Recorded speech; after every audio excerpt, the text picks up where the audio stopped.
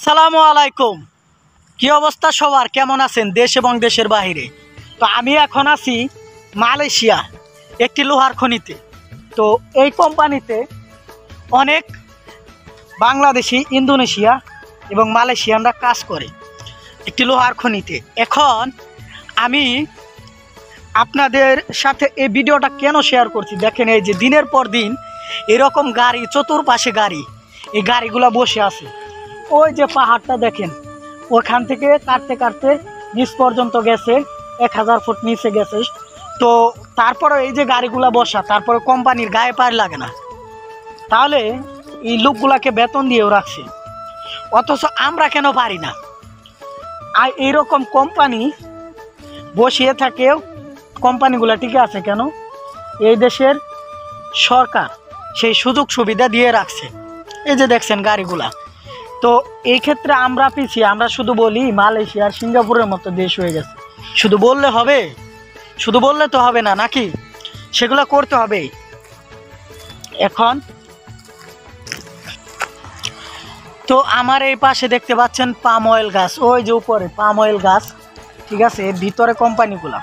তো অজপরা একটা গায়ের মাঝেই এই কোম্পানি, কারণ খনিগুলা বিশেষ করে পাহাড়ের ভিতরে, জঙ্গলের ভিতরে হয়ে থাকে। তাহলে দেখেন, সুবিধা সরকার দিচ্ছে, আর এই যে এরা কেন ব্যবসা করে টিকে আছে? এরা ব্যবসা করে এই কারণে টিকে আছে, কারণ হচ্ছে যে এখানে বাংলাদেশের মতো মস্তান নেই ঘরে ঘরে। যদি বাংলাদেশের মতো মস্তান ঘরে ঘরে থাকতো, পাতি নেতা থাকতো, নেতাকে ট্যাক্স দিতে হবে, চাঁদা দিতে হবে, যদি এগুলা থাকতো তাহলে কিন্তু এরা ব্যবসা করতে পারতো না। নাই, সরকার কিংবা সরকারিভাবে যে ট্যাক্স, এটাই তারা দেয়। ওই আপনি এখানে হেডাম দেখানির কিছু নাই, বাংলাদেশে পারেন, কারণ বাংলাদেশ দুর্নীতিগ্রস্ত। এর কারণেই এরা আমাদের পাশাপাশি দেশ স্বাধীন করছে।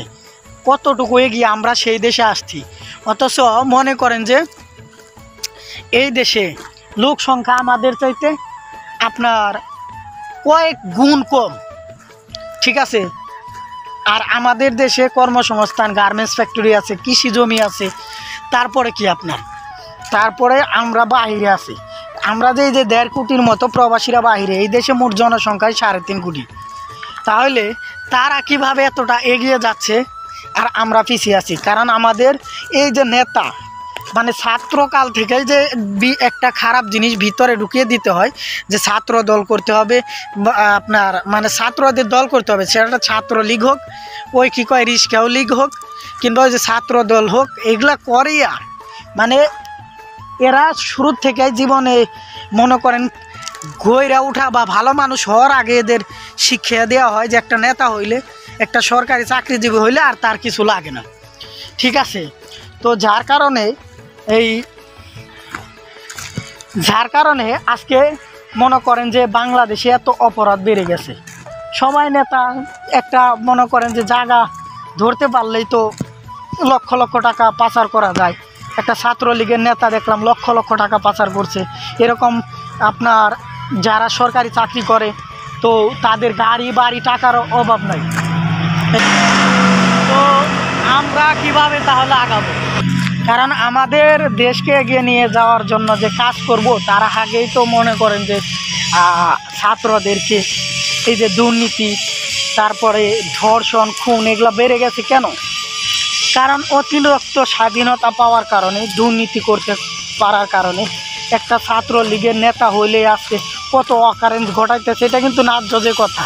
আমরা খবরে বাইরে থাকাও খবরে যেগুলো দেখি, হয়তো অন্য দল থাকলে তাদের দলে ছাত্র নেতারা এই ধরনের কাজকাম করতো কম আর বেশি, এটাই কিন্তু বাস্তবতা। তাই এগুলোকে রুখতে হবে, দেশ আগিয়ে নিতে সবারই সৎ কথা বলতে হবে, হক কথা বলতে হবে, এবং যারা অপরাধী তাদের বিচারের আওতায় এনে কঠিন শাস্তির ব্যবস্থা করতে হবে। এই যে ভিডিও করতেছিলাম, এটা আমার কাওয়ান, তো কাওয়ানে দেখা ব্রেক করছে, ঠিক আছে। ওকে কাওয়ান, ওকে। লিমাবালের ওড়িটাড়া। তো এই হচ্ছে আমাদের মনে করেন যে অবস্থা। এই যে কাওয়ান দেখেন কত সুন্দর, কোনো মনের মধ্যে হিংসা নাই, বাবু চড়া, ঠিক আছে। তো এদের হিংসা নাই, দেখছে আমার উড়িয়ে নিয়ে যাইতেছে।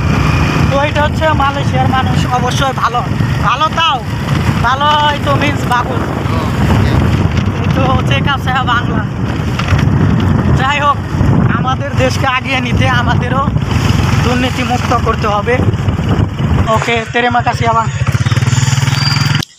আর আরেকটা কথা কি, যদি আপনি ভাষা বোঝেন তাহলে এদের সাথে চলেও শান্তি পাবেন। কোনো হিংসা নেই কারো মনে, সবাই কাজ করে, সবাই বলে যে আমরাও করি, ঠিক আছে, এই কথা বলে ওরা সবাই। ভালো ম্যানেজার ট্যানেজার যা দেখবেন দেখবেন তারা ওই কথা বলবে। তো এই হচ্ছে এই দেশ এই কারণে এগিয়ে গেছে, দুর্নীতি নাই, পাতি নেতা নাই, কোনো বিশৃঙ্খলা নাই। আমার দেশ হলে মনে করেন আমরা যেভাবে কাজ করি দেখতেন যে আমাদের মানুষজন মানে মেরে ফেলে ছুঁয়ে দিত অনেকেই। তো এরকম পাতি নেতা এই দেশে না, এই কারণে এগিয়ে গেছে দেশ, ঠিক আছে। আর এই যে আমাকে দেখলো উঠিয়ে নিয়ে আসলো। তো দেশ আগিয়ে নেওয়ার লক্ষ্যে সবারই কাজ করতে হবে, কথা বলতে হবে, যেন আমরাও এই দেশের মতো এগিয়ে যেতে পারি। সরকার সেই সুযোগ সুবিধা আমাদের করে দিতে পারে।